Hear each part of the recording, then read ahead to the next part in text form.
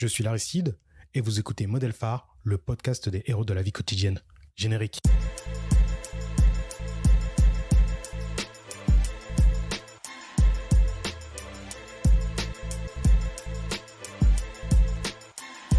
Modèle Phare est un podcast qui m'a permis de rencontrer beaucoup de personnes, d'horizons très différents. Et je suis fier de vous faire découvrir leurs histoires.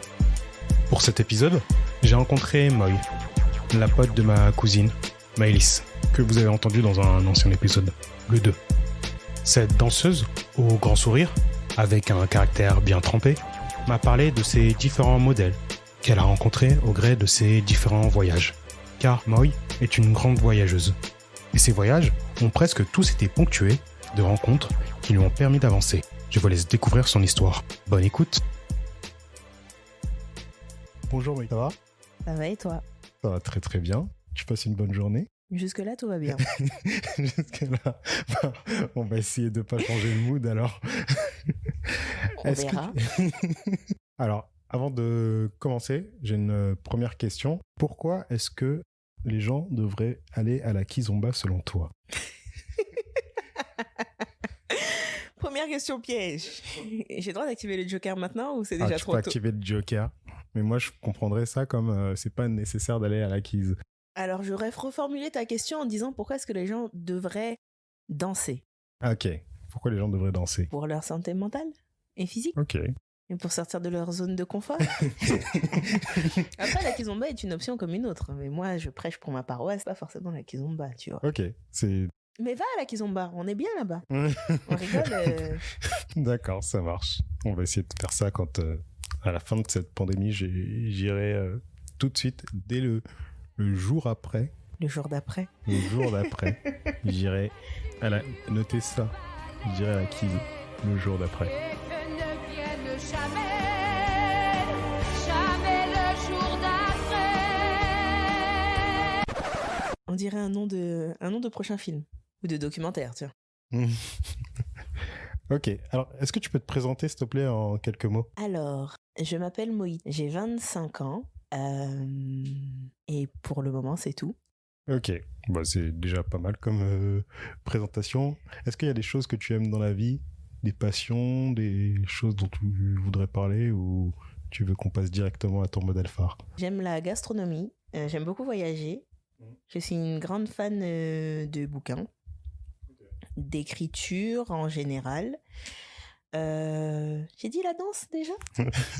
Non, mais Non ? tu peux le dire. Et je danse à mes heures perdues. Ok. Et j'ai fait des danses de couple comme la salsa par exemple et la kizomba, qui est très en vogue en Europe depuis quelques temps. Est-ce que tu veux bien me parler de ton modèle phare ou de tes modèles phares ? Alors, j'ai beaucoup réfléchi à la question. Oui. Et j'en ai plusieurs. À ma grande surprise, aujourd'hui, je me suis souvenu que j'avais des modèles phares qui étaient masculins. Ok. On va peut-être commencer par eux, pour la parité, tu vois. Là, en tête, j'en ai deux. J'ai mon père et mon premier manager lorsque j'ai commencé à travailler. Donc, on va y aller par morceaux. La relation que j'avais avec mon père est assez courte dans le temps, mais j'en garde un souvenir assez particulier. Est-ce que tu peux le présenter un peu Mon papa ? Ouais, ton papa. Déjà, quand est-ce que tu l'as rencontré ? Bah écoute, il y a 25 ans, apparemment, de ce qui est écrit dans le livre. Et dans ma famille, moi, je suis l'aînée. Jusqu'à nouvel ordre, en tout cas. Je suis l'aînée et mon père et moi, on avait la particularité d'avoir un jour d'écart en ce qui concerne nos anniversaires. Ah, ok. Donc, tout au long de ma vie, j'ai eu beaucoup droit à des « tu ressembles à ton père »,« tu es comme ton père »,« j'ai l'impression de voir ton père »,« coucou maman ». Et j'ai perdu mon père quand j'avais 12 ans, du coup. Et donc, le laps de temps où on s'est connus, c'est 12 ans. Ceci étant, le souvenir est assez vivace, mais de ce que je garde, c'est plutôt, si tu veux, bon, a priori, outre des traits de personnalité, c'est une manière de voir et d'affronter la vie, si tu veux. Donc, plutôt des je fais comme ci et je fais pas comme ça. Ou je dirais, globalement, des manières de réagir aux obstacles de la vie. Et donc, quand les choses deviennent compliquées, j'essaye de me demander comment est-ce qu'il aurait fait. C'est cliché à dire, hein, mais c'est ce qui reste en mémoire. Après, j'ai d'autres traits de personnalité et certaines de mes passions sont directement héritées, tu vois. Certains de mes défauts aussi, pour ne citer que ça. Est-ce que tu as une passion Que je tiens directement de lui? Mon rapport à la musique latine et à la culture hispanophone est directement hérité. Mon appétence ou mon don pour les langues aussi. Parce que du coup, mon père était polyglotte. Et c'est déjà pas mal. Et du coup, le deuxième modèle phare dont tu voulais parler? J'ai eu l'occasion plutôt, de faire mon stage de fin d'études au Pérou. Et j'ai été recrutée pour être business developer et chargée de communication dans une boîte, une start-up qui était tenue par des Français, à Lima. Et le mentor que j'avais, donc qui est en soi le manager que j'avais, était français. Et un des premiers trucs qui nous a rapprochés, c'est que du coup, c'était un ancien chef de cuisine et qu'il aimait la nourriture. Et que grâce à lui, j'ai pu découvrir tous les coins du quartier, tous les bons plans et tous les coins de vraie nourriture dans le quartier où j'habitais à Lima. Les bons et surtout les authentiques. Donc ça a fortement facilité mon acclimatation. Et au-delà de ça, c'est surtout quelqu'un que je ne connaissais pas avant et qui m'a quand même beaucoup appris et qui a fait preuve de beaucoup de patience et qui m'a fait beaucoup confiance parce que j'avais quand même une double casquette dans cette petite boîte parce qu'on devait être 7, je crois.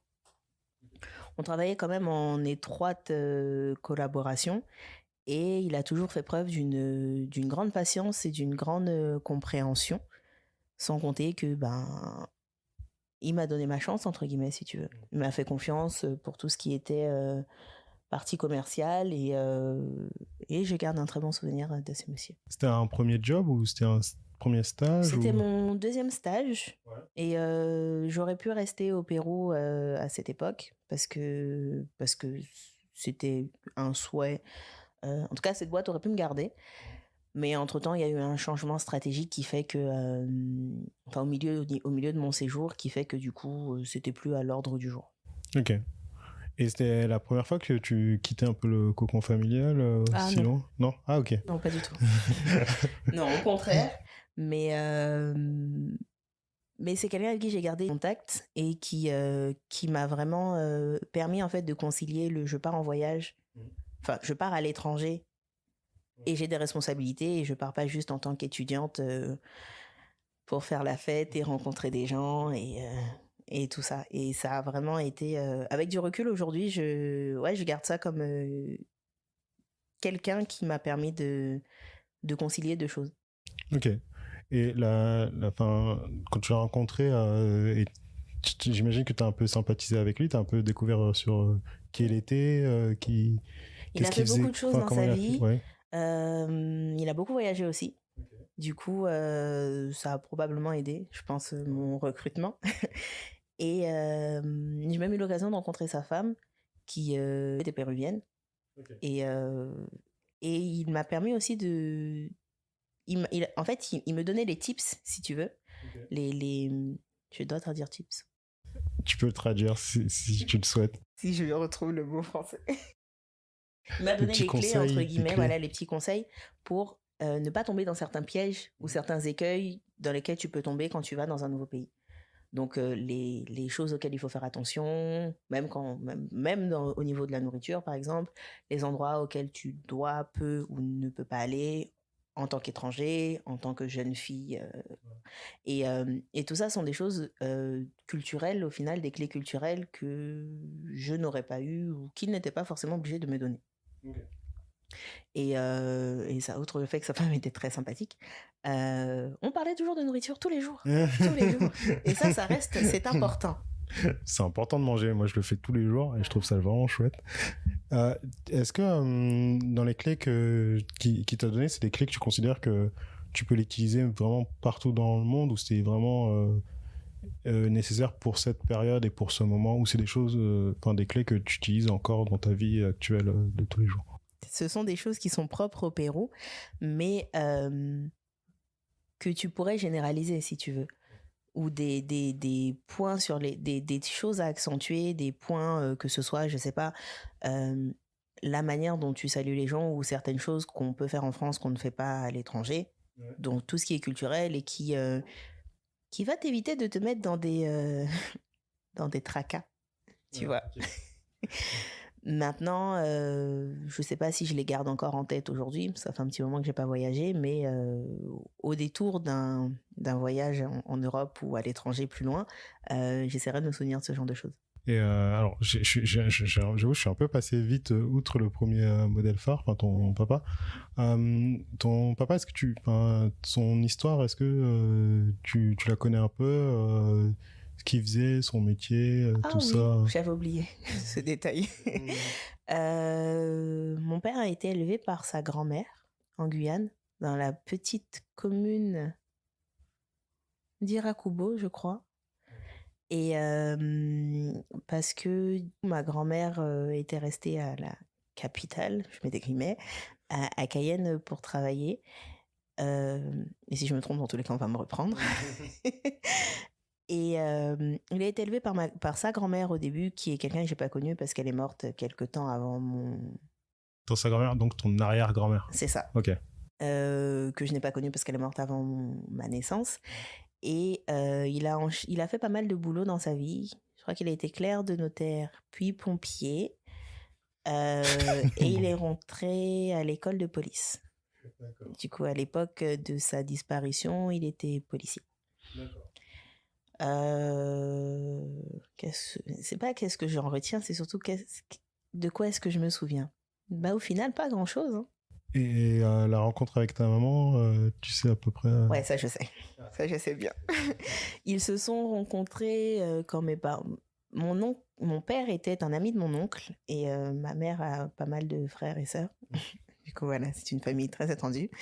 Et une chose en entraînant une autre, je suis pas sûre que ça aurait été le premier choix de ma mère, on va dire ça comme ça.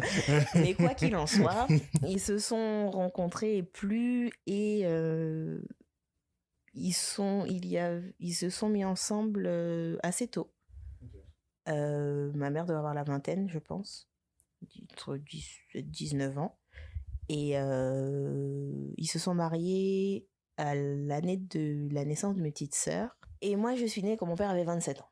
Et jusque-là, il y a une quinzaine d'années de vie commune. Et de hauts et de bas. Mais, et une vie de famille, 2 déménagements, je pense. 3 à 4 lieux de vie. Et voilà.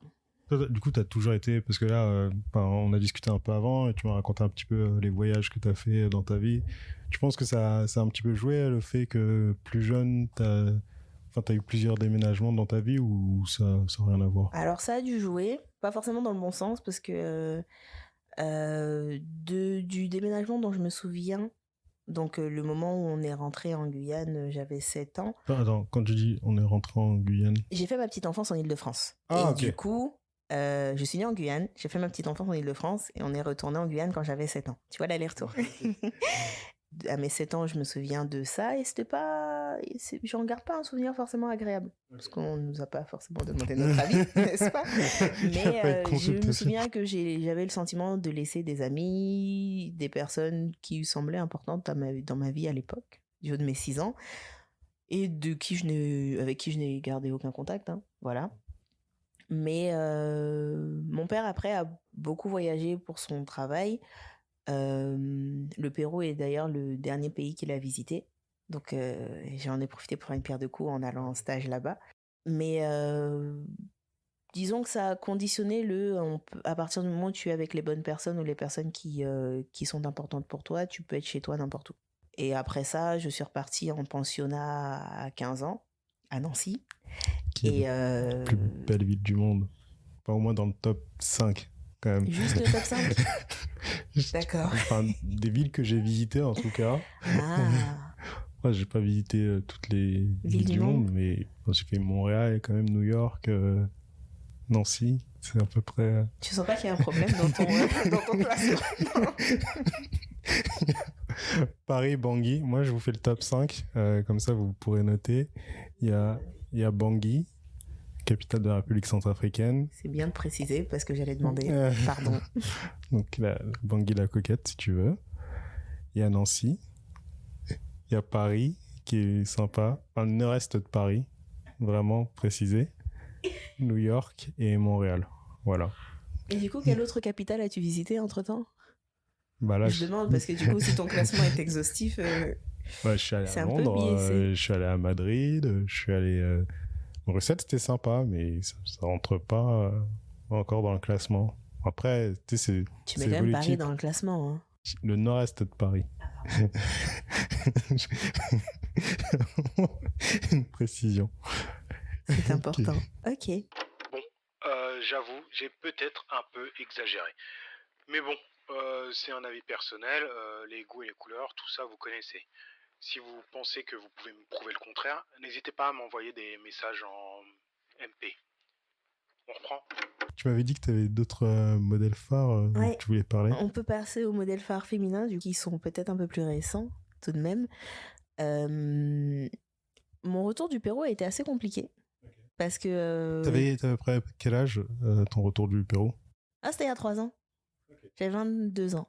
Okay. Waouh. Et souvent, alors dans les études que j'ai pu faire, on te dit que quand tu pars en échange ou en voyage ou en expatriation, utilise le terme que tu veux, plus tu t'acclimates et plus tu te plais dans le pays dans lequel tu vas, plus ton retour dans ton pays d'origine est difficile. Okay. C'est exactement ce qui s'est passé. Okay. Mais vraiment fort. Okay. Et du coup, mon retour du Pérou a été chaotique. Et se réacclimater à la France et à ses bons et ses mauvais côtés a été assez long. Et j'ai pas arrêté de danser quand j'étais au Pérou, tout de même, c'est important à mentionner. Et j'ai dû réapprendre à danser certaines danses en France parce que je les pratiquais pas là-bas. Ah, ok. Et ça m'a quand même aidé à, du coup, me réacclimater à la France, au rapport homme-femme, à la culture implicite, entre guillemets. Et quand tu dis la culture homme-femme, les relations sont... Il n'y a pas le même type de rapport au Pérou. C'est différencié, c'est plus direct ou moins direct ou moins... Disons que quand tu sais que tu pars dans un pays pour un petit laps de temps, en tant qu'étudiante et que tu sais que tu vas pas rester, les rapports hommes-femmes sont pas forcément les mêmes. Au-delà de ça, c'est surtout comment te perçoit la population locale. Et du haut de mon 1m70, il faut être honnête, la moyenne péruvienne n'est pas très haute. Tu vois. Okay. Déjà, il y a ce rapport-là qui changeait. Mais je m'égare. Non, mais disons que c'est pas les mêmes danses, c'est pas la même culture, c'est pas la même manière de voir. Du coup, les approches sont pas forcément les mêmes. Okay. Mais et de toute façon, de toutes les personnes que j'ai pu rencontrer, c'était soit dans le milieu professionnel, soit en soirée. Ah, okay. Donc il y a quand même un panel de choses entre les deux. Et ça, je l'ai retrouvé en France.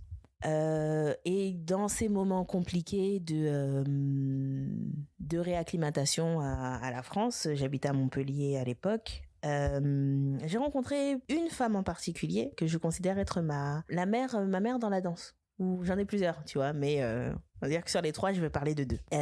C'est une petite dame qui a...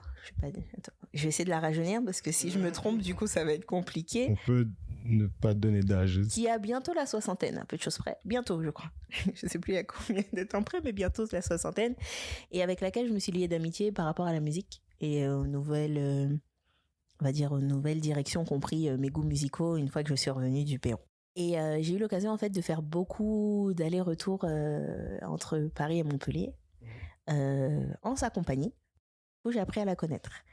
Et comme je me battais avec... je vais pas appeler ça une dépression, mais en tout cas avec la descente de mon retour, vraiment. Elle m'a un peu tiré vers le haut. Elle m'a permis de voir les choses différemment, si tu veux. Elle a aidé à apaiser certains mots et certaines difficultés. Et c'est toujours un plaisir, malgré notre différence d'âge, c'est quand même la personne avec laquelle je préfère partir en voyage et en festival de danse quand on part à l'étranger. Jusqu'à présent. Quand c'est des personnes qui sont que tu ne connais pas, que tu apprends à connaître, parce que du coup, elle a une vie que je n'ai pas eue. Elle a une vie... Est-ce que tu peux parler un peu de sa vie, enfin de ce que tu en connais? Ouais. Parce que je ne sais pas grand-chose. Elle est grand-mère. Elle est maman de 3 garçons.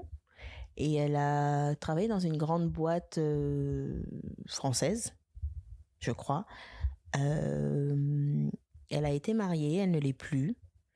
Et du coup, aujourd'hui, elle a décidé de profiter de la vie. Et c'est à peu près dans cette optique-là que je l'ai rencontrée.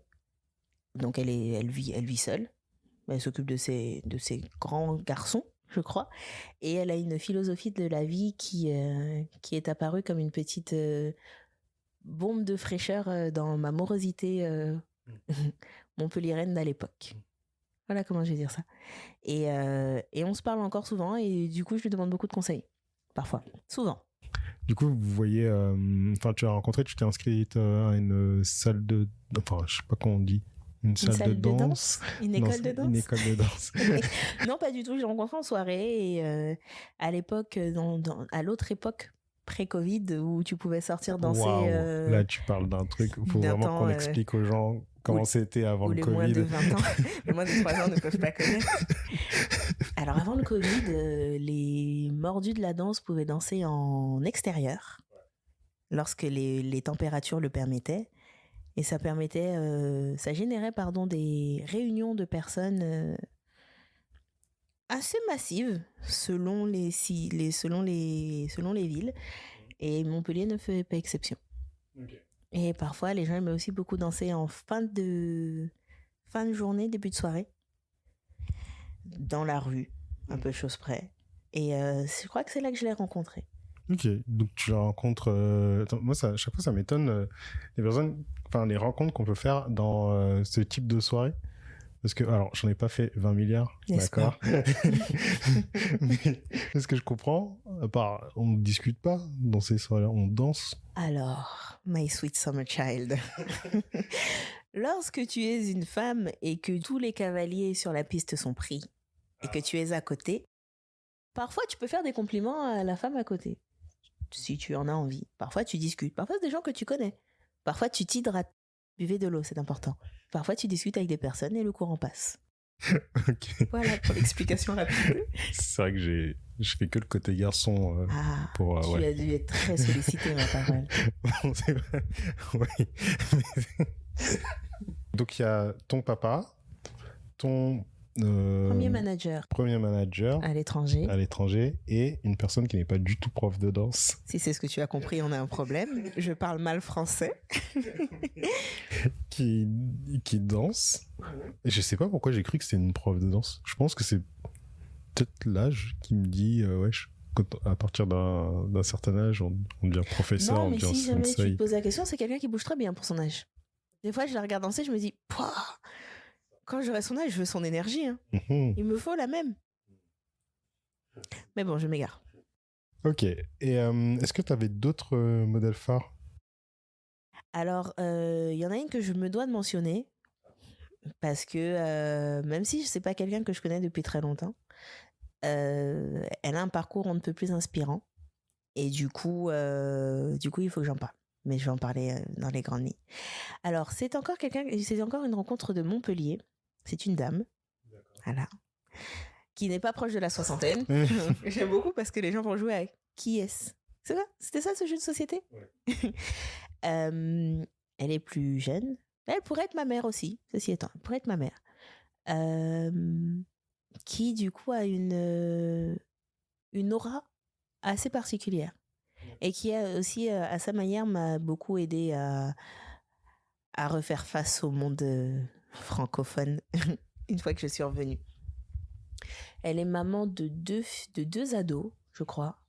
Elle est maman de 2 ados. Et elle danse aussi.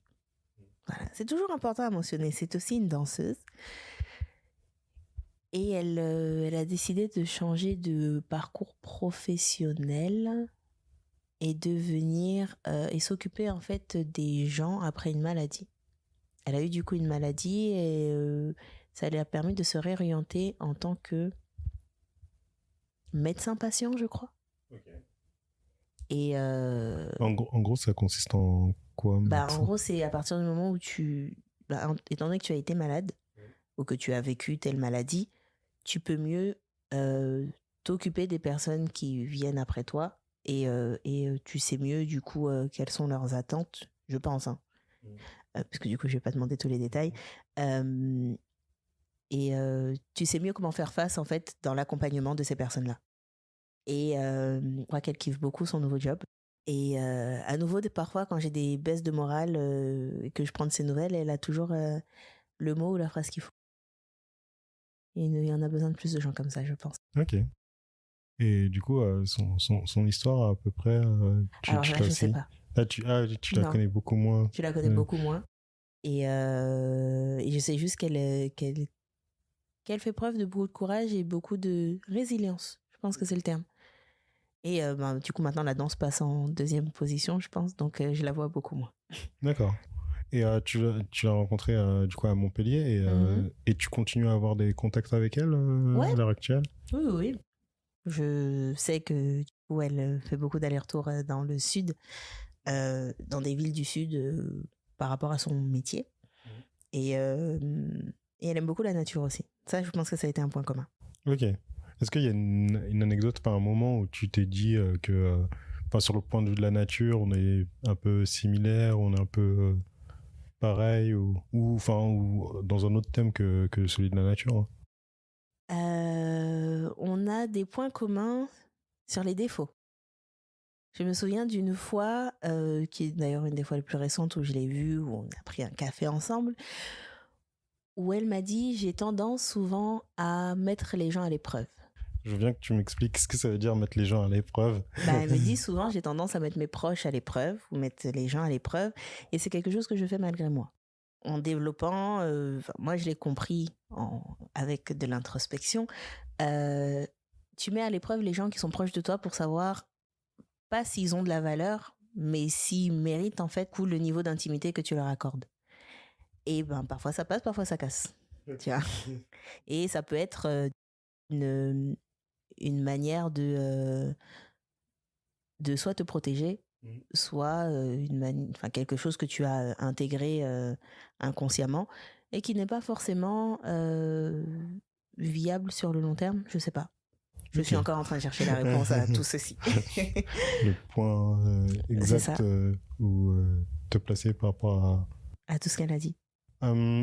Et toi, dans ta vie, je vais d'abord te demander, est-ce que tu as d'autres modèles phares dont tu veux parler ou...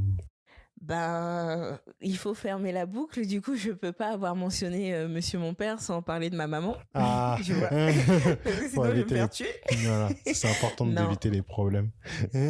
Surtout en 2020, il y en a eu assez. Non, ce sera probablement beaucoup plus court, mais du coup le portrait en creux ou pas se dessine assez. Ma maman. Ma mère, elle est née d'une fratrie de 10. Parce que voilà, monsieur mon grand-père a été quelqu'un de très prolifique, il faut le dire, et n'a pas forcément vécu avec sa propre mère. Donc a été élevée par du coup la 2e femme de mon grand-père. Ça n'a pas été très facile, d'après ce que j'ai cru comprendre. Entre ses 6 ans et ses 19 ans, je ne sais pas ce qui s'est passé. Je vais être totalement honnête. Je sais juste que je tiens mon aversion des chats d'elle. Okay. Apparemment. Et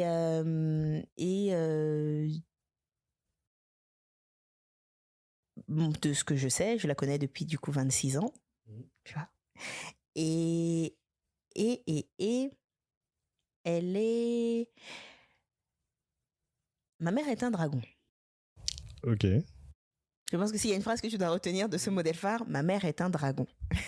de toute mon adolescence, que je retiens, de toutes les personnes que j'ai pu fréquenter, garçons comme filles, tout le monde avait peur de ma mère. Je ne sais pas pourquoi, je ne comprends pas pourquoi, mais tout le monde avait peur de ma mère. En tout cas, elle garde même dans ma famille, elle a l'étiquette de la tante la plus sévère. Okay. À tort ou à raison. Ah, ok. Oui, quoi qu'il en soit. Je combatis parce que tu connais. J'ai vécu la même chose. Quoi qu'il en soit, j'admire profondément ma maman pour tout le travail qu'elle a fourni depuis ces 15 dernières années, à savoir être veuve et élever 3 enfants toute seule. Aujourd'hui, on a eu une période difficile, l'adolescence, spoiler alert, et où je me suis rendu compte que partir en pensionnat m'a permis d'être plus proche d'elle. Ceci étant, aujourd'hui, on a une des relations les plus authentiques et c'est la personne à qui je cache rien à ma mère, si tu veux. Elle n'a pas tous les détails, mais comme je dis souvent, elle a toujours les grandes lignes. Parce qu'étant quelqu'un de très parano, je me dis que si demain je devais disparaître, elle saura quel est le dernier lieu que j'ai fréquenté. Tu vois. Au-delà de ça, si j'ai un dilemme et si j'ai un doute, c'est la première personne que j'appelle. Okay. Et j'écoute ses conseils. Je peux ne pas être d'accord avec, mais j'écoute ses conseils. Et le bon point maintenant de plus être adolescente, c'est que du coup, je peux lui montrer mon désaccord. À une autre époque, c'était pas possible. Et j'ai peut-être une éducation assez stricte, mais je ne saurais jamais, au final, en tout cas, j'espère, je ne sais toujours pas comment est-ce qu'elle a pu trouver la force d'esprit, du coup, de continuer après la disparition de mon père. Mais c'est pas un sujet qu'on va aborder aujourd'hui. Oui, c'est pas un sujet que j'aborderai avec elle non plus tout de suite. Il n'y a aucun souci. Et du coup, tu m'as dit que tu avais donc... Alors, 2 petites sœurs. Ouais. Plus une autre petite sœur. Est-ce que toi, avec elle, du coup, t'essayes d'avoir une relation où t'essayes de t'approcher dans ton caractère à ce que tes modèles phares t'ont apporté? Je pense que oui. Je sais pas si c'est voulu ou pas, mais en tout cas, je disais à mes sœurs pas plus tard que la semaine dernière, on n'a pas beaucoup d'années d'écart, mais la maison c'était assez intense en termes de disputes, mais je leur ai dit, j'ai peut-être expérimenté plus de choses que vous à mon âge, même si notre écart n'est pas très intense, mais l'idée c'est en fait de vous épargner des années de recherche, d'égarement, des années de lutte, ou utilise vraiment le terme que tu veux. Mais moi, je pense que quand tu fais de la pédagogie ou quand tu passes de la connaissance, le but, c'est pas forcément de dire aux gens « faites comme moi ». C'est plutôt partager ton expérience pour que les gens tirent des enseignements et évitent de perdre du temps, en fait, à chercher le bon chemin. C'est pas forcément... C'est les personnes avec qui tu partages ne doivent pas forcément suivre ton chemin, mais plutôt avoir assez d'expérience autour et avoir assez d'écho pour prendre une décision, la décision qui leur correspond en fait. J'essaye de faire ça avec les jumelles. C'est pas forcément très facile. Et apprendre à danser et danser m'a permis de développer une forme de pédagogie et surtout une forme de patience. Comme j'ai dit, on n'a pas que des qualités, n'est-ce pas? Et quand tu enseignes forcément à des gens plus jeunes ou à des jeunes filles ou des ados qui n'ont pas forcément confiance en elles ou qui sont en train de se débattre avec certains dictats de la société, tu te dis que tu peux leur apporter un truc. Même si c'est pas grand-chose, même si tu vois, c'est une confiance sur la manière de marcher ou de danser. C'est toujours ça de prix. Ok. C'est sympa de ta part. C'est vraiment cool. Faire économiser. Je suis pour l'économie de moyens. Je ne suis pas certains diront que je suis paresseuse.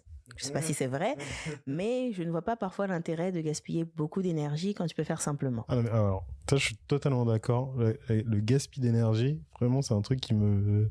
Enfin, pour des choses qui me paraissent pas forcément utiles, j'essaie de le dire sans étant neutre. Voilà, en Et étant objectif. neutre et en critiquant personne, mais gaspiller son énergie pour des choses inutiles, je trouve que c'est l'une des choses les plus... Enfin, quand tu essayes de faire une chose d'une manière et que ça n'a pas fonctionné et que tu essayes de la faire de la même manière en espérant que ça fonctionne, moi, c'est des choses que je saisis pas dans la compréhension humaine. Ok. Bah là, l'entretien arrive à sa fin. Pour terminer, je demande à chaque fois aux invités de donner un petit conseil pour les différents auditoristes du podcast. Alors, est-ce que tu peux me donner un petit conseil? Déjà, le premier conseil, c'était d'aller à la Kid ou à la salsa ou faire de la danse. Faire de la danse tout court. Faire de la danse, ok. Mais commencer par la salsa, si je peux compléter mon conseil. Le deuxième conseil, c'était buvez de l'eau. L'hydratation est importante. Vraiment. Surtout pour le cerveau. Et ça fait une belle peau. Le troisième conseil, je dirais, le dernier conseil en l'occurrence, ce serait plutôt quelque chose que j'ai noté dans un carnet qu'un ami m'a dit et qui est il faut apprendre à se faire confiance. Et cette phrase marche pour tout. Mais surtout sur l'intuition et personne d'autre que toi ne sait ce qui est bon pour toi. Du coup, même en ayant autant de mentors et en ayant autant de conseils, on fait toujours des erreurs. Et deux, personne d'autre que nous-mêmes ne sait ce qu'on veut au final. Du coup, il faut apprendre à se faire confiance. Mais parfois, c'est difficile. Merci beaucoup pour tes conseils, pour tout l'épisode, pour l'entretien. Merci pour l'invitation. C'était très drôle. Et très enrichissant. C'est cool. J'espère que tu pourras le faire écouter à des gens, à des proches que j'ai mentionné, que tu as mentionné ou pas. Ce fut un plaisir. Moi, ça me fait plaisir ce que tu dis. Alors, Modèle Phare est disponible sur toutes les plateformes de podcast. Je suis diffusé, enfin, le podcast est diffusé sur SoundCloud, sur Spotify, sur Deezer, sur Apple Podcast et sur tous les agrégateurs de podcasts. Je mets un peu plus de temps là entre les épisodes parce que j'ai envie. Parce que j'ai envie. Voilà. On se dit à très bientôt pour un autre épisode et à bientôt. Au revoir.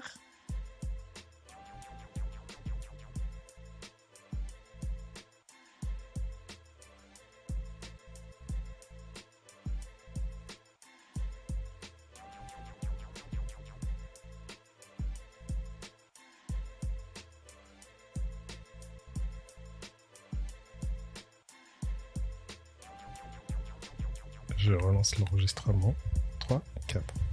Donc, il y a, si je récapitule bien, bon, on va la refaire. Ça, je vais pas la regarder. ça sera tellement coupé. Bon, on va refaire le récap. Parce que j'arrive pas à dire voilà, récapitulatif, de rien. Merci beaucoup. Je voudrais remercier SLNO pour le générique, Moy pour l'interview, et vous tous et vous toutes qui m'écoutez depuis 1 an, dans plus de 63 pays. Je vous dis à dans 1 mois pour un épisode enregistré avec ma sœur. Oui, le fameux que je devais sortir avant les vacances, mais vous connaissez tout ça, le Covid, les bails. Mais là, on va vraiment le faire. Promis, juré, craché. Bisous.